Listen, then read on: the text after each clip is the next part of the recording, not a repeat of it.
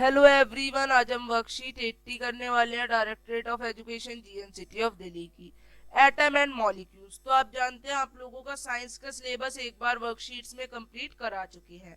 अब हम सभी चैप्टर्स की रिवीजन करेंगे जैसे हमने पिछले टर्म में की थी। तो सबसे पहले रिवीजन स्टार्ट होगी किसके साथ? हमारे एटम एंड मॉलिक्यूल वाले चैप्टर के संग। तो कंपाउंड जो है ये फॉर्म होते हैं बाय केमिकल रिएक्शन। तो दीज रिएक्शंस जो है इनको कुछ लॉस से बताया जाता है। लॉ ऑफ केमिकल कॉम्बिनेशन, ये दो लॉ है, law of conservation of mass and law of constant proportion. Law of conservation of मास क्या कहता है? मास can neither be created nor be destroyed during a chemical reaction. यानी जो मास है ना ही कभी बनाया जा सकता है ना ही कभी खत्म किया जा सकता है। तो इन केमिकल रिएक्शन जो सम होता है मास का उसके रिएक्टेंट के इक्वल होता है। यानी total mass of reactant equal to total mass of product. Suppose एक प्रोडक्ट है 4 ग्राम और दूसरा 10 ग्राम, तो एक टोटल 14 ग्राम हो गया। और जो प्रोडक्ट्स बने इसके C बना 2.5 ग्राम और D बना 11.5 ग्राम, तो ये प्लस करेंगे 14 ग्राम। तो ना इसका मास खत्म होता है ना ही बनाया जा सकता है। तो आइए समझते हैं अब अगला law, law of constant proportion.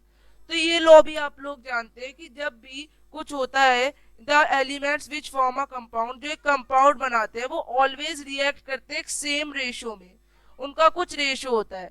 For example water hydrogen और ऑक्सीजन से बनता है, जिसमें हाइड्रोजन 1 ग्राम होता है और ऑक्सीजन 8 ग्राम। ये दोनों जब रिएक्ट करते हैं तो 9 ग्राम ऑफ वाटर बनता है। अब 2 ग्राम ऑफ हाइड्रोजन के संग ऑक्सीजन 16 ग्राम रिएक्ट करेगा तो क्या बनेगा? 18 ग्राम वाटर बनेगा। इसी तरह से अलग अलग बनते हैं, जैसे एमोनिया नाइट्रोजन और हाइड्रोजन से 14:3 में प्रोड्यूस होता है। अब लिखने हैं लॉ ऑफ केमिकल कॉम्बिनेशन। तो टू लॉ है, law of conservation of mass, law of constant proportion.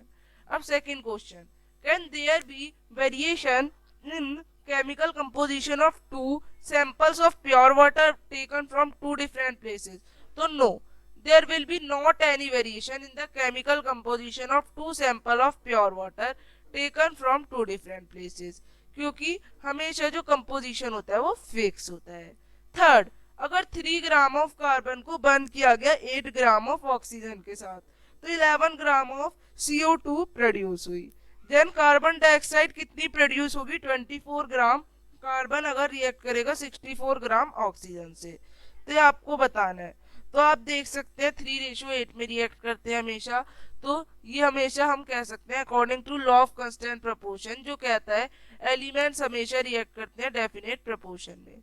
तो प्रोपोर्शन क्या हो जाएगा? 3:8।